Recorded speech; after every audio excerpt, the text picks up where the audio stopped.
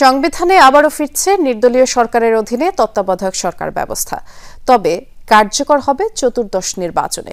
বৃহস্পতিবার তত্ত্বাবধায়ক ব্যবস্থা ফিরিয়ে আনার রায়ে আপিল বিভাগ বলেন 2011 সালে ত্রয়োদশ সংশোধনী বাতিলের রায়ে নানা ত্রুটি ছিল। রায়ের পরে বিএনপি জামায়াত সহ আপিলকারী আইনজীবীরা বলেন এই রায় দেশের ইতিহাসে মাইলফলক। তবে অ্যাটর্নি জেনারেল জানান তত্ত্বাবধায়ক পদ্ধতির গঠন কি হবে সেটি ঠিক করবে পরবর্তী সংসদ। প্রায় 3 দশক আগে অবাধ ও সুষ্ঠু নির্বাচনের লক্ষ্যে ত্রয়োদশ সংশোধনীর মাধ্যমে সংবিধানে যুক্ত হয়েছিল তত্ত্বাবধায়ক সরকার ব্যবস্থা। এরপর 3টি নির্বাচন হয়েছিল নির্দলীয় এই সরকারের অধীনে। 1996 সালে তত্ত্বাবধায়ক সরকার ব্যবস্থা অন্তর্ভুক্তির আন্দোলনে নেতৃত্ব দিয়েছিল পতিত আওয়ামী লীগ, কিন্তু 2011 সালে ক্ষমতায় এসে সর্বোচ্চ আদালতের রায়ে পঞ্চদশ সংশোধনীর মাধ্যমে বাতিল করে দেওয়া হয় সেই ব্যবস্থা। এরপর 3টি নির্বাচনে একতরফাভাবে জয় পায় আওয়ামী লীগ। পরবর্তী পরিস্থিতিতে তত্ত্বাবধায়ক ব্যবস্থা পুনর্বহাল করতে আবারও শুরু হয় আইনি লড়াই। আপিল বিভাগে বিএনপি জামায়াত ও সুজন সম্পাদক বদিউল আলম সহ 5 বিশিষ্ট ব্যক্তির ও রাষ্ট্রপক্ষে শুনানি হয় 10 দিন। বৃহস্পতিবার সংবিধানে তত্ত্বাবধায়ক সরকার ব্যবস্থা ফিরিয়ে রায় দেন দেশের সর্বোচ্চ আদালত। প্রধান বিচারপতি সৈয়দ রেফাত আহমেদের নেতৃত্বাধীন 7 বিচারপতির পূর্ণাঙ্গ বেঞ্চ সর্বসম্মতিক্রমে এই রায় দেন। আপিলকারী আইনজীবীরা বলেন তত্ত্বাবধায়ক পুনর্বহাল করে দেয়া রায়ে দেশে আবারও ফিরে আসবে গণতন্ত্র।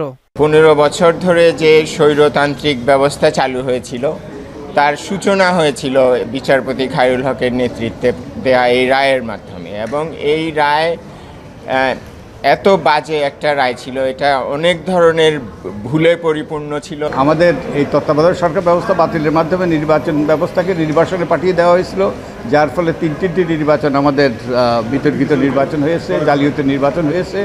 রায়ের পর আনুষ্ঠানিক প্রতিক্রিয়া জানান বিএনপি ও জামায়াতের আইনজীবীরা, বলেন ইতিহাসে মাইলফলক হয়ে থাকবে এই রায়। দেশের মানুষকে ক্ষতি করার জন্য, দেশের ক্ষতি করার জন্য দেশ থাকবে না, তার কার্যকারিতা থাকবে প্রসপেক্টিভলি, অর্থাৎ চতুর্দশ সংসদ নির্বাচন হবে সেই সময় থেকে নেক্সট পার্লামেন্টে।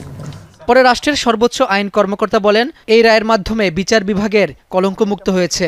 এই রায় পরবর্তীতে আর রিভিউ করা যাবে না। তত্ত্বাবধায়ক সরকার বিলোপ করে যে নির্বাচন হয়েছিল, বাংলাদেশের গণতন্ত্রের যে কবর রচিত হয়েছিল, আর তত্ত্বাবধায়ক সরকার পুনর্বহাল হওয়ার পরে গণতান্ত্রিক পথে বাংলাদেশ, মহাসড়কে বাংলাদেশ হাঁটবে, এই সাবজেক্টের উপরে ত্রয়োদশ সংশোধনের উপরে এইটা এখন past and close chapter. Second review আমাদের আইনে পারমিট করে না। ঐতিহাসিক এই রায়ের পর্যবেক্ষণে আপিল বিভাগ বলেন তত্ত্বাবধায়ক সরকার বাতিল করে 2011 সালে এবিএম খায়রুল হকের আপিল বিভাগের সেই রায়ে নানা ত্রুটি ছিল। 14 বছর পর দেশের সর্বোচ্চ আদালতের রায়ের মাধ্যমে সংবিধানে তত্ত্বাবধায়ক সরকার ব্যবস্থা ফিরলেও সেটি কিভাবে গঠিত হবে সে প্রশ্নের উত্তর পেতে হলে অপেক্ষা করতে হবে পূর্ণাঙ্গ রায় প্রকাশ হওয়ার আগ পর্যন্ত। তবে আইনজীবীরা বলছেন এটি যেহেতু চতুর্দশ নির্বাচন থেকে কার্যকর হবে, সে পর্যন্ত এই ব্যবস্থায় আমূল পরিবর্তন আসতে পারে। রাব্বি হোসেন, যমুনা নিউজ, ঢাকা। তত্ত্বাবধায়ক সরকার পুনর্বহালের রায় নতুন দিগন্ত উন্মোচন করবে, এমন মন্তব্য করেছেন বিএনপির স্থায়ী কমিটির সদস্য আমির খসরু মাহমুদ চৌধুরী। তিনি বলেছেন এই রায় বিএনপির দীর্ঘদিনের আন্দোলনের সাফল্য। ঢাকা বিশ্ববিদ্যালয়ে ফ্রি মেডিকেল সেবা ও স্বাস্থ্য পরীক্ষা ক্যাম্প অনুষ্ঠান শেষে আমির খসরু বলেছেন তত্ত্বাবধায়ক সরকারের অনুপস্থিতিতে মানুষকে যে ত্যাগ স্বীকার করতে হয়েছে, আগামী নির্বাচনের আগে সেই সংকট আর থাকবে না। তিনি বলেন তত্ত্বাবধায়ক সরকারের কাঠামো নিয়ে রাজনৈতিক দলগুলোর মধ্যে ভিন্ন মত থাকলেও আলোচনার মাধ্যমেই তার সমাধান হবে। ধানের শীষ বঞ্চিতদের এনসিপিতে মনোনয়ন দেওয়ার ঘটনা বিএনপির ভোটের মাঠে কোনো প্রভাব ফেলবে না বলেও মনে করেন আমির খসরু।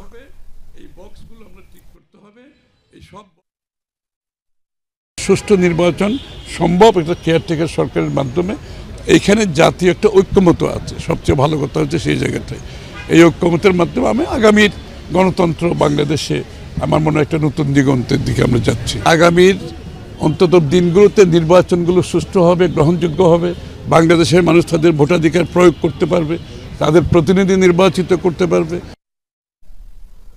তত্ত্বাবধায়ক সরকার ব্যবস্থা পুনর্বহাল করে দেয়া রায়ে গণতন্ত্র ইতিবাচক ধারায় ফিরবে বলে মনে করে জামায়াত ইসলামী। দুপুরে দলের কেন্দ্রীয় কার্যালয়ে জামায়াতের মুখপাত্র এহসানুল মাহবুব জুবায়ের বলেছেন যে রায়ে তত্ত্বাবধায়ক সরকার ব্যবস্থা বাতিল হয়েছিল সেটি ছিল বিতর্কিত, যার ফলে শেখ হাসিনা স্বৈরাচার হওয়ার সুযোগ পেয়েছিল। তত্ত্বাবধায়ক সরকারবিহীন বিগত নির্বাচনগুলো কলঙ্কিত হিসেবে ইতিহাসে চিহ্নিত হয়েছে। কেয়ারটেকার সরকার হাসিনা সরকার ক্ষমতায় আসার পরে তারা বাতিল করেছেন এবং এরপরে যে 3টি নির্বাচন হয়েছে 2014, 2018 এবং 2024-এর যে 3টি নির্বাচন, বাংলাদেশের ইতিহাসের সবচেয়ে কলঙ্কিত 3টি নির্বাচন। কেয়ারটেকার সরকার না থাকলে বা এই ধরনের একটি লেভেল প্লেইং ফিল্ড এবং নিরপেক্ষ সরকার ব্যবস্থা না থাকলে কি হতে পারে, 14, 18 এবং 24 আমাদের সামনে সেটা জাজ্জল্য উদাহরণ। যার ফলশ্রুতিতে আপনারা জানেন 2024-এ 5 আগস্ট বাংলাদেশের ছাত্র জনতার অভূতপূর্ব গণ অভ্যুত্থানের মাধ্যমে এই ফেসিবাদ এবং স্বৈরাচারী শাসককে বিদায় নিতে হয়েছে। শেখ হাসিনার রায় ঘিরে ট্রাইব্যুনালের 3 বিচারক এবং প্রসিকিউটরদের হত্যার হুমকির ঘটনায় 4 জনকে শনাক্ত করেছে প্রসিকিউশনের বিশেষ তদন্ত কর্মকর্তা। এর মধ্যে ভোলা থেকে 1 জনকে গ্রেফতার করা হয়েছে। এদিকে আশুলিয়া মামলার রাজসাক্ষীকে জেরা করাকে কেন্দ্র করে আসামিপক্ষ ও প্রসিকিউশনের মধ্যে বাকবিতণ্ডা হয়েছে। শেখ হাসিনার মামলার রায়ের আগের দিন থেকেই ট্রাইব্যুনালের 3 বিচারক, চিফ প্রসিকিউটর সহ সংশ্লিষ্টদের কাছে হুমকি আসছিল। রায়ের পর এ বিষয়ে চিফ প্রসিকিউটর জানান, ভারতীয় মোবাইল নম্বর ব্যবহার করে প্রাণনাশের হুমকি দেওয়া হয়। আমাদের সকল বিজ্ঞ প্রসিকিউটরগণের নাম্বারে বিদেশ থেকে অধিকাংশই ভারতীয় নাম্বার থেকে তাদেরকে টেলিফোনে কল করা হয়েছে, তাদের নানান ধরনের গালাগালি, অশ্লীল কথাবার্তা বলা হয়েছে, গালাগালি করা হয়েছে। ঘটনার তদন্তে নামেন প্রসিকিউশনের বিশেষ তদন্ত কর্মকর্তা তানভীর হাসান জোহা। তথ্যপ্রযুক্তি ব্যবহার করে হুমকির সাথে জড়িত 4 জনকে শনাক্ত করা হয়, যাদের মধ্যে ভোলা থেকে 1 জনকে গ্রেপ্তার করেছে আইন শৃঙ্খলা বাহিনী। বিদেশি সেজে আমাদেরকে হুমকি দিচ্ছিল। আমরা এই টোটাল গ্রুপের মধ্যে মূল যিনি অ্যাডমিন তাকে আমরা শনাক্ত করতে সক্ষম হয়েছি। তিনি আরও জানান, হুমকির সাথে জড়িত বেশ কিছু ফেসবুক পেজ ও ব্যক্তিকেও শনাক্ত করে আইনের আওতায় আনার চেষ্টা চলছে। এখন আমরা দেখতে পেরেছি 4টা যে মূল আইডি, তার ভিতরে 2টা আইডি তার ডিভাইস থেকে আমরা পেয়েছি। অনেক রিমোট এলাকা থেকে তারা চালাচ্ছিল, নদী অঞ্চল থেকে, এবং তারা খুব কনফিডেন্স ছিল, দৃঢ় বিশ্বাস ছিল তাদেরকে আসলে শনাক্ত করা যাবে না। এদিকে আশুলিয়ায় 6 জনকে পোড়ানোর মামলায় রাজসাক্ষী আফজালুলের জেরাকে কেন্দ্র করে ট্রাইব্যুনালে আসামিপক্ষ ও প্রসিকিউশনের মধ্যে বাকবিতণ্ড হয়েছে। উত্তপ্ত বাক্য বিনিময়ের সময় বিচার কাজ বন্ধ ছিল প্রায় 1 ঘণ্টা।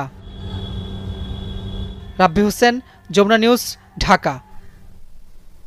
দুর্বৃত্তদের গুলি ছোঁড়ার নির্দেশ পুলিশ আইনেই রয়েছে। যারা ককটেল মেরে পুলিশের মনোবল ভেঙে দেওয়ার চেষ্টা করবে তাদের বিরুদ্ধে আইন প্রয়োগ করা হবে বলে জানালেন ডিএমপি কমিশনার শেখ মোহাম্মদ সাজ্জাদ আলী। রাজধানীতে সাইবার সাপোর্ট সেন্টার উদ্বোধন অনুষ্ঠানে একথা বলেছেন তিনি। সম্প্রতি দেশের বিভিন্ন জায়গায় ককটেল বিস্ফোরণ, বাসে অগ্নিসংযোগ সহ নানা ধরনের নাশকতা করছে দুর্বৃত্তরা। এতে পুলিশ সহ সাধারণ মানুষও ক্ষতিগ্রস্ত হচ্ছেন। যারা এ ধরনের কাজ করে পুলিশের মনোবল ভাঙার চেষ্টা করছে তাদের বিরুদ্ধে কঠোর মনোভাবের কথা জানালেন পুলিশ কমিশনার। আমার অফিসারদের মনোবল যদি ভেঙে যায় তাহলে আপনাদেরকে আবার এই নিজেদেরকে বাঁশের লাঠি নিয়ে বৃদ্ধ লোককেও রাস্তায় নেমে তার বাড়িঘর এর পাহারা দিতে হবে। সো যারা এই ধরনের দুর্বৃত্তায়নের কাজ করতেছেন, ককটেল মেরে আমার লোকের মনোবল ভাঙার জন্য চেষ্টা করতেছেন, প্লিজ তাদের কাছে আমার অনুরোধ, আপনারা এইরূপ কাজটি করবেন না। নগরের আইন শৃঙ্খলা রক্ষায় সম্প্রতি মাঠ পর্যায়ে দায়িত্ব পালন করা পুলিশ সদস্যদের যে গুলির নির্দেশনা দিয়েছেন তারও ব্যাখ্যা দেন ডিএমপির এই অতিরিক্ত কমিশনার। আনলফুল অ্যাসেম্বলি ডিসপার্স করার জন্য অনেকগুলো স্টেপ আছে। এই স্টেপগুলো ক্রমান্বয়ে অতিক্রম করার পরেই লাস্ট স্টেপ হচ্ছে আমার ফায়ার ওপেন করা। কোন ক্ষেত্রে পুলিশ ফায়ার ওপেন করতে পারবে এবং কতটুকু কি করতে পারবে এটা বলা আছে। এইটা বাংলাদেশের এক্সিস্টিং আইন। এই আইনটা আমরা আমাদের সহকর্মীদেরকে জাস্ট স্মরণ করিয়ে দিয়েছি, তারা যেন ভীত সন্ত্রস্ত না হয়ে পড়ে, তারা যেন মনোবল না হারায়। দিনের পর দিন সাইবার অপরাধ বেড়েই চলেছে। ভুক্তভোগীদের প্রতিকার দিতে এবং সাইবার অপরাধ দমনে ডিএমপির সাইবার সাপোর্ট সেন্টার 24 ঘন্টা কাজ করবে এমন প্রতিশ্রুতি দেন কমিশনার। রাব্বি সিদ্দিকী, যমুনা নিউজ, ঢাকা। আগামী 3 থেকে 4 কার্যদিবসের মধ্যে গণভোট আইন হবে বলে জানিয়েছেন আইন উপদেষ্টা আসিফ নজরুল। বিকেলে ফরেন সার্ভিস একাডেমিতে এক সংবাদ সম্মেলনে তিনি বলেছেন, শেখ হাসিনা ও আসাদুজ্জামান খানকে ফেরাতে ভারতকে চিঠি দিচ্ছে সরকার। প্রয়োজনে আইজিসিতে যাওয়ার কথাও বলেন তিনি। এদিন বিচার বিভাগের স্বাধীনতায় পৃথক সুপ্রিম কোর্ট সচিবালয়ের চূড়ান্ত অনুমোদন দিয়েছে উপদেষ্টা পরিষদ। ফেব্রুয়ারিতে ত্রয়োদশ জাতীয় নির্বাচন, একই দিন হতে যাচ্ছে গণভোট। ইতোমধ্যে জানানো হয়েছে কোন কোন প্রশ্নে হ্যাঁ বা না ভোট দিতে হবে, কিন্তু সমস্যা হলো গণভোটের কোনো আইনি বিধান নেই বাংলাদেশে। সেই শূন্যতা পূরণে উদ্যোগ নিয়েছে সরকার। এই অবস্থার অবসান। ফরেন সার্ভিস একাডেমিতে এক সংবাদ সম্মেলনে আইন উপদেষ্টা জানিয়েছেন, নতুন আইনে কেটে যাবে সকল জটিলতা। গণভোট আইন আমরা খুব দ্রুত করতে যাচ্ছি, এই উইকে করে ফেলবো। ধরেন আজকে কি বার, বৃহস্পতিবার, তো ধরেন আগামী ৩-৪ কার্য দিবসের মধ্যে হয়ে যাবে। জুলাই গণ অভ্যুত্থানে আন্তর্জাতিক অপরাধ ট্রাইব্যুনালে সাবেক প্রধানমন্ত্রী শেখ হাসিনা ও সাবেক স্বরাষ্ট্রমন্ত্রী আসাদুজ্জামান খানের মৃত্যুদণ্ডের রায় দেয়া হয়েছে। তাদের ফেরাতে ভারত সরকারকে চিঠি দিচ্ছে সরকার। আওয়ামী লীগ নেত্রী শেখ হাসিনা এবং সাবেক স্বরাষ্ট্রমন্ত্রী আসাদুজ্জামান কামাল, ওনাদের এক্সট্রাডিশনের জন্য আমরা চিঠি দিচ্ছি এবং এর পাশাপাশি ওনাদের প্রত্যর্পণ করার জন্য, যেহেতু ওনারা এখন কনভিক্টেড, মৃত্যুদণ্ডপ্রাপ্ত, কাজেই আমরা মনে করি ভারতের এখন বাড়তি দায়িত্ব রয়েছে তাদের ফেরত দেওয়ার জন্য। আন্তর্জাতিক যে অপরাধ আদালত রয়েছে রোমে, সেখানে আমরা কোনো রকম অ্যাপ্রোচ করতে পারি নাকি সেটা বিচার বিবেচনা করার জন্য আমরা অচিরেই বসে সিদ্ধান্ত নিব। আইন উপদেষ্টা আরও জানান, নিম্ন আদালতের উপর সরকারের হস্তক্ষেপ বন্ধে পৃথক সুপ্রিম কোর্ট সচিবালয়ের চূড়ান্ত অনুমোদন দিয়েছে উপদেষ্টা পরিষদ। এই অধ্যাদেশ কার্যকরী হওয়ার পর নিম্ন আদালতের বিচারকদের যে কন্ট্রোল বলতে কি বোঝায় এটা বলি। নিম্ন আদালতের বিচারকদের পদায়ন, বদলি, পদোন্নতি, শৃঙ্খলাজনিত বিষয়াদি, ছুটি সংক্রান্ত বিষয়াদি, এমনকি নিম্ন আদালতের বিচারকদের নিয়োগ, কর্মের শর্তাবলী নির্ধারণ, সমস্ত কিছু সুপ্রিম কোর্টের সচিবালয় করবে। আইন মন্ত্রণালয় যেটা করত এটা সম্পূর্ণভাবে সুপ্রিম কোর্টের সচিবালয়ের হাতে চলে যাবে। নিম্ন আদালতের বিচারকদের বদলি, পদোন্নতি সহ শৃঙ্খলা রক্ষা এবং শাসন বিভাগের নিয়ন্ত্রণমুক্ত হতে দীর্ঘদিন থেকে পৃথক সচিবালয় প্রতিষ্ঠার দাবি ছিল। হাসান মিসবাহ, যমুনা নিউজ, ঢাকা। প্রশ্ন আছে?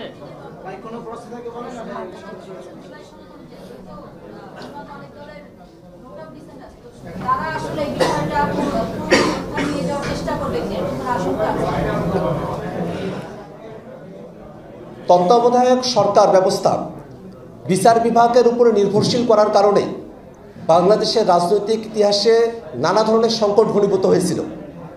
এর আগে বিএনপি সরকার যখন 2001-এ ক্ষমতায় এলো, তারা তাদের মতো করে তত্ত্বাবধায়ক সরকারের প্রধান উপদেষ্টা তৈরি করার জন্য তারা বিচারপতিদের বয়সসীমা তারা বৃদ্ধি করলেন এবং তার মধ্য দিয়ে বাংলাদেশে 1/11-এর মতো ঘটনা তৈরি হলো এবং এই বিচার বিভাগের কাছে সুনির্দিষ্টভাবে তত্ত্বাবধায়ক সরকারকে সোপর্দ করা, সেটা বাংলাদেশের রাজনৈতিক ইতিহাসে শান্তিপূর্ণভাবে ক্ষমতা হস্তান্তর এবং তত্ত্বাবধায়ক সরকার গঠন প্রক্রিয়াকে চূড়ান্তভাবে ব্যাহত করেছিল।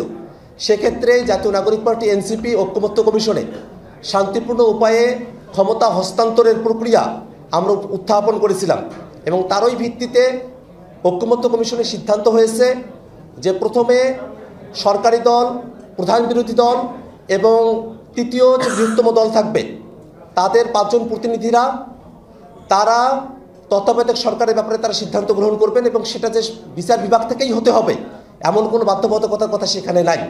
তারা যদি একমত হতে না পারেন সেক্ষেত্রে বিচার বিভাগ থেকে 2 জন বিচারপতিকে নিয়ে এসে তাদের সমন্বয়ে একটা র্যাঙ্ক চয়েস ভোটিংয়ের কথা বলা হয়েছে। সেই র্যাঙ্ক চয়েস ভোটিংয়ের ব্যাপারেই বিএনপির নোট অফ ডিসেন্ট রয়েছে। আমরা যখন জুলাই সনদের আদেশ জারি করা হলো, সে আদেশের মধ্যেই এই তত্ত্বাবধায়ক সরকার ব্যবস্থার কিভাবে সামনের দিনে অন্তর্ভুক্ত করা হবে, জুলাই সনদে বর্ণিত প্রক্রিয়ার কথা বলা হয়েছে। আমরা সরকারের কাছে আবারও দাবি জানাই যে জুলাই সনদ বাস্তবায়ন আদেশের মধ্যে তত্ত্বাবধায়ক সরকারের ব্যাপারে এবং সাংবিধানিক প্রতিষ্ঠানগুলোর ব্যাপারে জুলাই সনদে বর্ণিত প্রক্রিয়ার যে কথা বলা হয়েছে সেটা কি নোট অফ ডিসেন্ট সহ কি নোট অফ ডিসেন্ট ছাড়া, সেই ব্যাপারটাকে সরকারকে পরিষ্কার করতে হবে। অনলাইন ও অফলাইনে নারীরা নিরাপত্তাহীনতার মুখে, যা দেশের অগ্রগতির অন্তরায় বলে মন্তব্য করেছেন বিএনপির ভারপ্রাপ্ত চেয়ারম্যান তারেক রহমান। এক ফেসবুক পোস্টে তিনি বলেছেন, ভয় নিয়ে নারীরা এগোতে পারবে না। সাইবার জগৎ নিয়ে উদ্বেগ প্রকাশ করে বলেন, ডিজিটাল যুগে আগের তুলনায় সুযোগ বেশি থাকলেও হুমকি আছে। নারী নিরাপত্তা ও ক্ষমতায়নের জন্য 5 দফা কর্মপরিকল্পনা তুলে ধরেন বিএনপির ভারপ্রাপ্ত চেয়ারম্যান, যার প্রথমটি হলো জাতীয় অনলাইন সেফটি সিস্টেমের মাধ্যমে সাইবার বুলিং ও হুমকির দ্রুত অভিযোগ গ্রহণ ও প্রতিকার, জনজীবনে নারীর সুরক্ষা নিশ্চিতের লক্ষ্যে সাংবাদিক, শিক্ষার্থী, কর্মীদের জন্য আইনগত ও প্রযুক্তিগত সহায়তা, এছাড়া ডিজিটাল নিরাপত্তা শিক্ষার মাধ্যমে শিক্ষা প্রতিষ্ঠানে ব্যবহারিক প্রশিক্ষণ চালুর কথাও জানান তারেক রহমান। কুমিল্লা ৬ আসনে একই স্থানে বিএনপি মনোনীত প্রার্থীর নির্বাচনী জনসভা এবং মনোনয়ন বঞ্চিত নেতার দোয়া মাহফিলের কর্মসূচি ঘিরে উত্তেজনা দেখা দিয়েছে। অনাকাঙ্ক্ষিত পরিস্থিতি এড়াতে কঠোর নিরাপত্তা ব্যবস্থা নিয়েছে আইনশৃঙ্খলা বাহিনী। নগরীর কান্দিরপাড় টাউন হল মাঠে আজ বিকেল ৩টায় নির্বাচনী জনসভার ঘোষণা দেন বিএনপি মনোনীত প্রার্থী মনিরুল হক চৌধুরী। অন্যদিকে দলের ভারপ্রাপ্ত চেয়ারম্যান তারেক রহমানের জন্মদিন উপলক্ষে একই স্থানে সকাল 10টায় দোয়া মাহফিলের কর্মসূচি ঘোষণা করে মনোনয়ন বঞ্চিত আমিনুর রশিদ ইয়াসিনের অনুসারীরা। পরে উভয় পক্ষকে অন্যত্র কর্মসূচি আয়োজন করতে অনুরোধ জানিয়ে চিঠি দেয় প্রশাসন। সিরাজগঞ্জ ৪ আসনে বিএনপি মনোনীত প্রার্থী এম আকবর আলীকে পরিবর্তনের দাবিতে মানববন্ধন ও বিক্ষোভ মিছিল হয়েছে। বিকেলে উল্লাপাড়া শ্রীখোলা মোড় এলাকায় অবস্থান নেয় সদর ইউনিয়ন বিএনপি ও অঙ্গ সংগঠনের নেতাকর্মীরা। এ সময় তারা বলেন, দলের হাইকমান্ড আকবর আলীকে মনোনয়ন দিলেও তিনি বয়সের ভারে নিউজ, আর এছাড়াও নেতাকর্মীদের সাথে তার আচরণ অনেক উগ্র। তাই অবিলম্বে তার মনোনয়ন পরিবর্তন করে সেই স্থানে যোগ্য ও ত্যাগী কাউকে মনোনয়ন দেওয়ার দাবি জানান তারা। ফেব্রুয়ারিতে নির্বাচন দিয়ে এই অন্তর্বর্তী সরকারকে বিদায় নেওয়ার আহ্বান জানিয়েছেন বিপ্লবী ওয়ার্কার্স পার্টির সাধারণ সম্পাদক সাইফুল হক। আজ সকালে রাজধানীর পুরানা পল্টনে বিক্ষোভ সমাবেশে তিনি বলেছেন, এই সরকারকে দেশের মানুষ নিরপেক্ষতার চোখে দেখছে না। সরকার বিগত 15 মাসেও নিরপেক্ষতার পরীক্ষায় পাশ করতে পারেনি। সরকার গোপনীয়তার সাথে কোনোভাবেই বন্দরকে বিদেশিদের হাতে তুলে দিতে পারে না। এই চুক্তির মধ্য দিয়ে এটাই প্রমাণিত হয়, হাসিনা সরকার আর ইউনূস সরকারের মধ্যে কোনো পার্থক্য নেই। সমাবেশ শেষে পুরানা পল্টন থেকে একটি বিক্ষোভ মিছিল বের হয়ে জাতীয় প্রেস ক্লাবের সামনে গিয়ে শেষ হয়। বিচার এবং সংস্কারের প্রক্রিয়ায় আগামী নির্বাচনের মধ্য দিয়ে যাদের পলিটিক্যাল কমিটমেন্ট আছে, রাজনৈতিক ম্যান্ডেট আছে, জনসমর্থন আছে, এই ধরনের একটা শক্তিশালী রাজনৈতিক সরকার ছাড়া দেশকে তার গণতান্ত্রিক ভবিষ্যতে কোনোভাবেই রক্ষা করা যাবে না। রাজধানীর বাড্ডায় ইস্ট ওয়েস্ট ইউনিভার্সিটি ক্যাম্পাসে একই বিশ্ববিদ্যালয়ের এক শিক্ষার্থীর মরদেহ উদ্ধার করেছে পুলিশ। জানা যায়, আনুমানিক বিকেল 4টায় একটি মরদেহ দেখতে পায় শিক্ষার্থীরা। পরবর্তীতে কর্তৃপক্ষকে জানালে পুলিশকে খবর দেওয়া হয়। তারা ঘটনাস্থলে পৌঁছে মরদেহটি উদ্ধার করেন। প্রাথমিক সুরতহালের জন্য লাশ হাসপাতালে নেওয়া হয়। মরদেহটি বিশ্ববিদ্যালয়ের এমপিএস ডিপার্টমেন্টের 2য় সেমিস্টারের শিক্ষার্থী মুনতাসিমের বলে জানা যায়। আবারও আমন্ত্রণ, সব খবর দেখছেন আপনারা। দীর্ঘ 4 মাসের চিকিৎসা শেষে বাড়ি ফিরল মাইলস্টোন বিমান দুর্ঘটনায় আহত আরিয়ান আফিফ। চিকিৎসকরা জানান, মাত্র 12 বছরের শিশুর শরীরে অস্ত্রোপচার হয়েছে 34 বার। 8 দিন ভেন্টিলেশনে রাখা হয়েছিল তাকে। বিশেষজ্ঞ দলের পরামর্শ, দীর্ঘ চিকিৎসা শেষে আরিয়ানকে সুস্থ করতে সক্ষম হয়েছেন তারা। যতদিন আরিয়ান পুরোপুরি স্বাভাবিক অবস্থায় না ফিরছে, ততদিন ফলো আপ করা হবে বলেও জানান চিকিৎসকরা।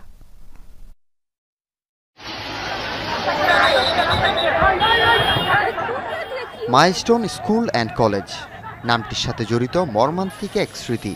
21 জুলাই বিকেলে হঠাৎই স্কুল ভবনের উপর আছড়ে পড়ে বিমান বাহিনীর AFT-7 BGI যুদ্ধবিমান।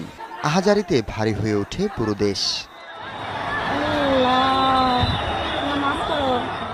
আগুনের লেলিহান শিখায় ঝলসে যায় নিষ্পাপ প্রাণ। এর মাঝেও মৃত্যুর সাথে পাঞ্জা লড়ে অনেকেই ফিরছেন বাড়ি। তাদেরই একজন 12 বছর বয়সী আরিয়ান আফিফ। খুব মামুনির জন্য কষ্ট লাগে, মামুনি অনেক কষ্ট করছে আমার জন্য। দীর্ঘ 122 দিনের চিকিৎসার পর সুস্থ হয়ে বাড়ির পথে মাইলস্টোন ট্র্যাজেডিতে আহত শিশু আফিফ। সকালে আরিয়ানের বাড়ি ফেরা উপলক্ষে সংবাদ সম্মেলন করে জাতীয় বার্ন ও প্লাস্টিক সার্জারি ইনস্টিটিউট। চিকিৎসকরা জানান, বিমান দুর্ঘটনার পরপরই গুরুতর আহত অবস্থায় আরিয়ানকে বার্ন ইনস্টিটিউটে ভর্তি করানো হয়। দুর্ঘটনার সেই দুঃসহ স্মৃতি ভুলে স্বাভাবিক জীবনে ফিরতে চায় শিশুটি। লক্ষ্য শুধুই ভবিষ্যৎ। আর ছেলেকে সুস্থভাবে ফিরে পেয়ে আবেগ আপ্লুত আরিয়ানের মা। বাহার যেতেছি, আমি চিন্তা করছি আমি সুস্থ একদম। আমি চিন্তা করতে চাচ্ছি না যে আমি এখনও একটু অসুস্থ আছি, আমার কানের সমস্যা হচ্ছে এখনও, কিন্তু আমি ওগুলো চিন্তা করতে চাই না। যে আমি চাচ্ছি যে আমি একদম সুস্থ, আগে জীবনটা ফিরে নিতে চাই। কখনো আশা করি না আইসিইউ থেকে আমার বাবাটা আমার কাছে আসবে। বাচ্চাটাকে এই পর্যন্ত নিয়ে আসছে, আমি বাচ্চাটাকে নিয়ে বাসায় ফিরবো আজকে। আমার কত যে আনন্দ আমি বুঝাইতে পারবো না।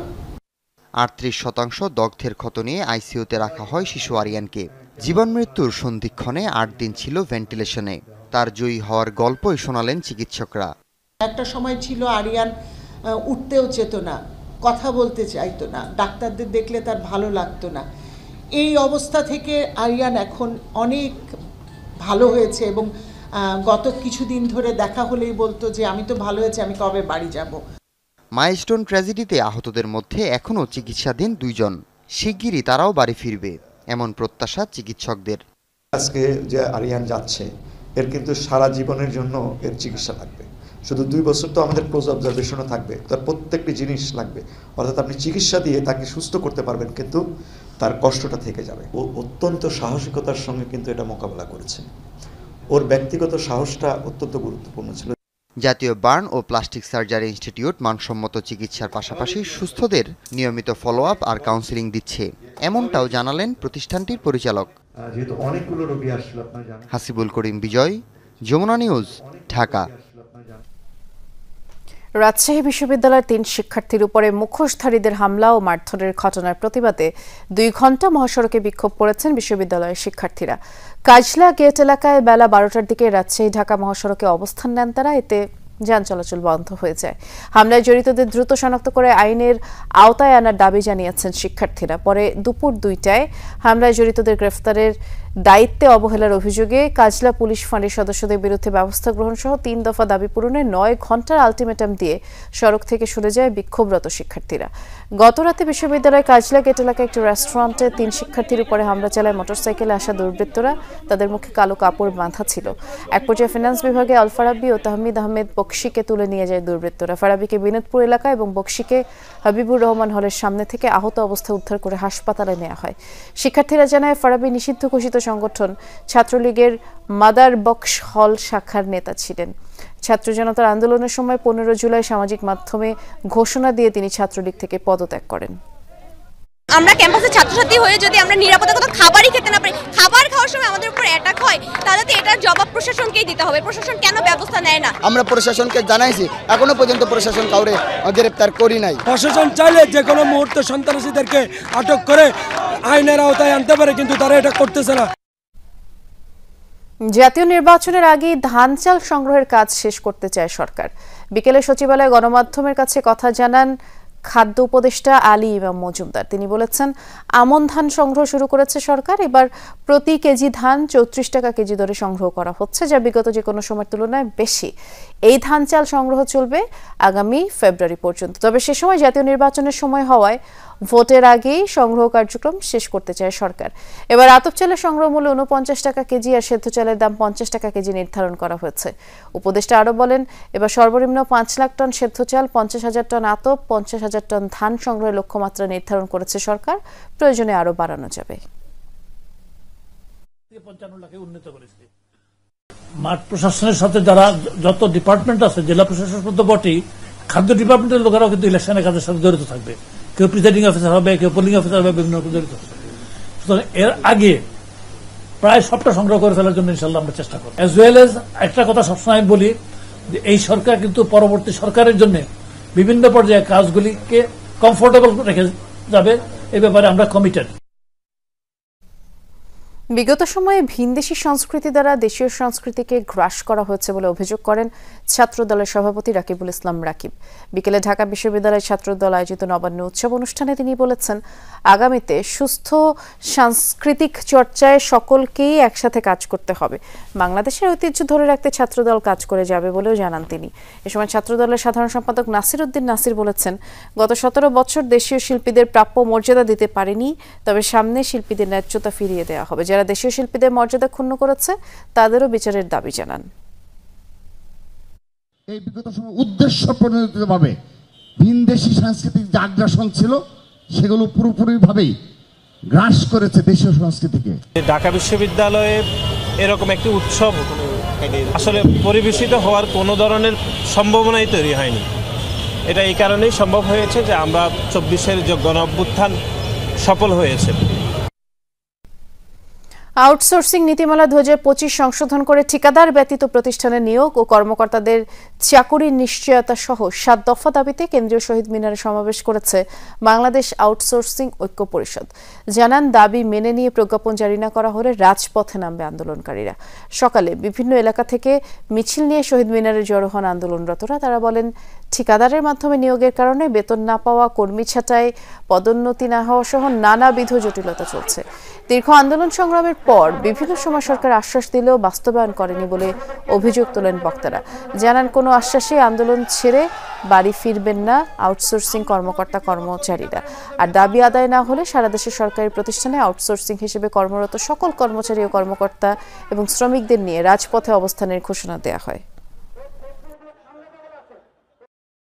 আজকের মধ্যেই সংশোধিত নীতিমালা প্রণয়ন করতে হবে এবং সেই নীতিমালাতে কোনোভাবে ঠিকাদার রাখা যাবে না। আমরা প্রত্যাশা করব, আজকের সমাবেশটি শুরু হয়েছে মাত্র, যত সময় গড়াবে সারা বাংলাদেশ থেকে প্রত্যেকটি প্রতিষ্ঠান থেকে আমার প্রিয় সহকর্মীরা কিন্তু এখানে এসে এই সমাবেশকে জনসমুদ্রে রূপান্তরিত করবে। প্রায় 6 বছর বন্ধ থাকা সিলেটের কৈলাসটিলা গ্যাস ফিল্ডের 1 নম্বর কূপে নতুন একটি স্তরে গ্যাসের সন্ধান মিলেছে, যা থেকে প্রতিদিন জাতীয় গ্রিডে যুক্ত হবে 50 লাখ ঘনফুট গ্যাস। আনুমানিক মজুদ রয়েছে 20 বিলিয়ন ঘনফুট। সকাল থেকেই কূপটিতে চূড়ান্ত পরীক্ষা নিরীক্ষা চলছে। প্রাথমিকভাবে গ্যাস প্রাপ্তির বিষয়টি নিশ্চিত করেছেন প্রকল্প পরিচালক শফিকুল ইসলাম। 1961 সালে এই কূপটি খনন করা হয়। 1983 সাল থেকে আনুষ্ঠানিকভাবে গ্যাস উত্তোলন শুরু হয়। 4টি স্তর থেকে গ্যাস উত্তোলন করা হয় 2019 সাল পর্যন্ত। চলতি বছর জুলাইয়ে কূপের 5ম স্তরে গ্যাস মজুদের ধারণা থেকে 73 কোটি টাকা ব্যয়ে ওয়ার্কওভার প্রকল্প হাতে নেয় সিলেট গ্যাস ফিল্ড। কর্মকর্তাদের মতে জটিলতা না থাকলে মজুদ গ্যাস উত্তোলন করা যাবে আগামী 8 বছর। এই 5 মিলিয়ন হারে আগামী 10 বছরের একটা এস্টিমেট আমরা করেছি যে এখানে 10 বছর প্রোডাকশন হতে পারে। সেই 10 বছরে অ্যারাউন্ড 20 BCF গ্যাস উৎপাদন হবে। শততম টেস্টে সেঞ্চুরি করা ক্রিকেটারদের এলিট ক্লাবে ঢুকে পড়লেন মুশফিকুর রহিম। গতকাল তৈরি হওয়া সম্ভাবনাকে বাস্তবে পরিণত করে নিজের 100তম টেস্টে শতক হাঁকানোর দুর্লভ রেকর্ডে ভাগ বসালেন এই ব্যাটার। রেকর্ড 100তম টেস্ট খেলতে নেমে শতক হাঁকানোটা স্বপ্নের মতোই। বিশ্বের 11তম ক্রিকেটার হিসেবে এই কীর্তি গড়লেন মুশি, শরিক হলেন এলিটদের কাতারে। তবে বাংলাদেশের টেস্ট ক্রিকেটার মুশফিকুর রহিমের রেকর্ডের সম্পর্কটা 20 বছরের, যার শুরুটা 2005 সালে লর্ডসে। ক্রিকেটের আতুর ঘর 16 বছর 267 দিন বয়সে টেস্ট অভিষেক হয় বগুড়ার এই ক্রিকেটারের। সবচেয়ে কম বয়সী ক্রিকেটার হিসেবে লর্ডসের সেই রেকর্ডটা এখনও আছে তার দখলেই। টেস্টে টাইগারদের সর্বোচ্চ ব্যক্তিগত ইনিংস, প্রথম ডাবল সেঞ্চুরিয়ান, 3টি ডাবল সেঞ্চুরির মালিক হবার মতো গৌরবময় রেকর্ড গড়েছেন মুশফিকুর রহিম।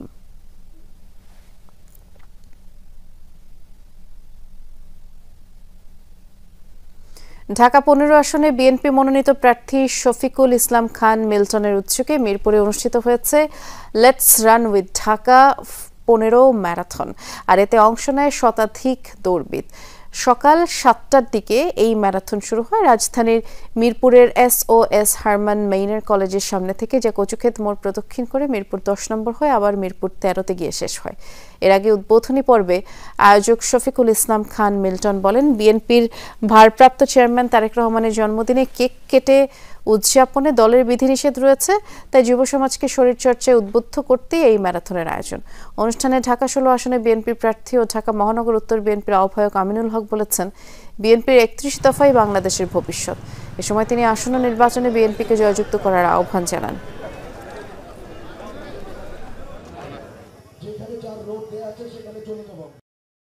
যে 31 দফার আলোকে আগামী দিনে যে রাষ্ট্র পরিচালনার ঘোষণা দিয়েছেন, সেই পরিবর্তনের আওয়াজটাকে আমরা মাঠে ময়দানে, পাড়ায় মহল্লায়, ঘরে বাসা বাড়িতে, মার্কেটে আমরা পৌঁছে দেব।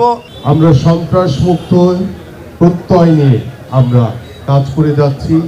আমরা নতুন সূর্যের আলোকে কিভাবে বাংলাদেশের প্রত্যেকটি ঘরে আলোকিত করা যায়, সেই আলোর মাধ্যমে আমরা নতুনভাবে আমাদের এই বাংলাদেশকে ঢেলে সাজাতে চাই। সিরাজগঞ্জের কাজীপুর উপজেলার চরাঞ্চলে 6টি ইউনিয়ন নিয়ে যমুনা নামে উপজেলার দাবিতে মানববন্ধন করেছে এলাকাবাসী। দুপুরে সিরাজগঞ্জ শহরের নাজমুল চত্বরে প্রেস ক্লাবের সামনে এই মানববন্ধনে অংশ নেন 6টি ইউনিয়নের মানুষ।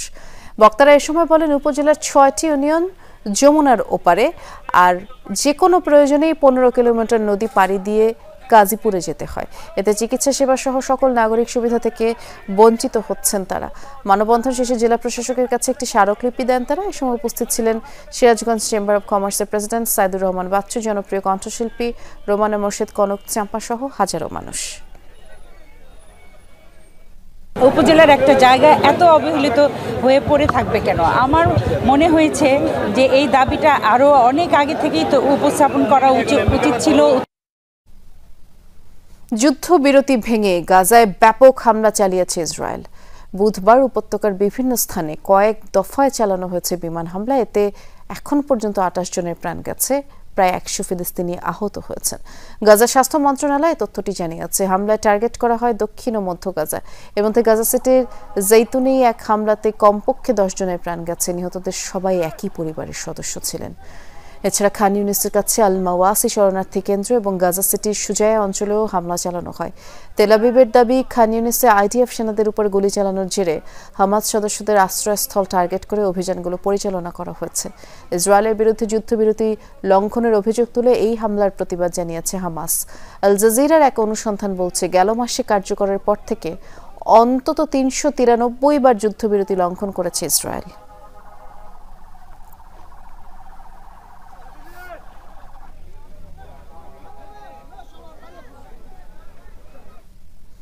যুদ্ধবিরতির মাঝে লেবাননে অব্যাহত ইসরায়েলি বর্বরতা। পূর্ব সতর্কতা জারি করে লেবাননের 4টি অঞ্চলে বিমান হামলা চালিয়েছে আইডিএফ।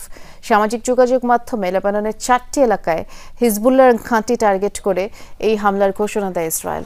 এর কিছু সময় পর দেইর কেফা, শেহুর, আইনাতা, তায়ের ফিলসায় এই 4 গ্রামে বিমান হামলা চালায় আইডিএফ। ইসরায়েলের অভিযোগ, যুদ্ধবিরতির পরও পুনরায় সংগঠিত হওয়ার চেষ্টা করছে লেবাননের সশস্ত্র গোষ্ঠী হিজবুল্লাহ। সম্ভাব্য হামলা দমাতে বারবার হিজবুল্লাহকে টার্গেট করে অভিযান চালানোর দাবি করেছে তেল আবিব। এর আগে মঙ্গলবার যুদ্ধবিরতির পর লেবাননের সবচেয়ে ভয়াবহ হামলা চালিয়েছে ইসরায়েল, আর তাতে প্রাণ গেছে শরণার্থী শিবিরের আশ্রয় নেওয়া অন্তত 13 ফিলিস্তিনির।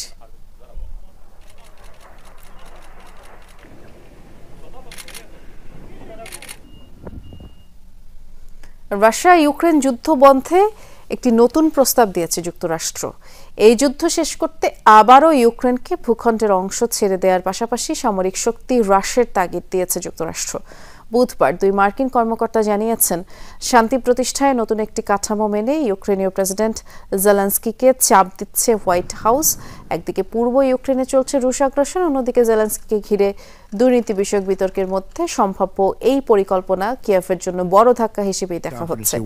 শান্তি চুক্তির কাঠামোটি এখনও ইউক্রেনীয় নেতাদের কাছে আনুষ্ঠানিকভাবে উপস্থাপন করা হয়নি। বুধবার মার্কিন সামরিক বাহিনীর একটি প্রতিনিধি দল কিয়েভ সফর করে সামরিক কৌশল ও প্রযুক্তি নিয়ে আলোচনা করার পাশাপাশি স্থায়ী শান্তি প্রক্রিয়া নিয়েও আলোচনার লক্ষ্যে তাদের এই সফর।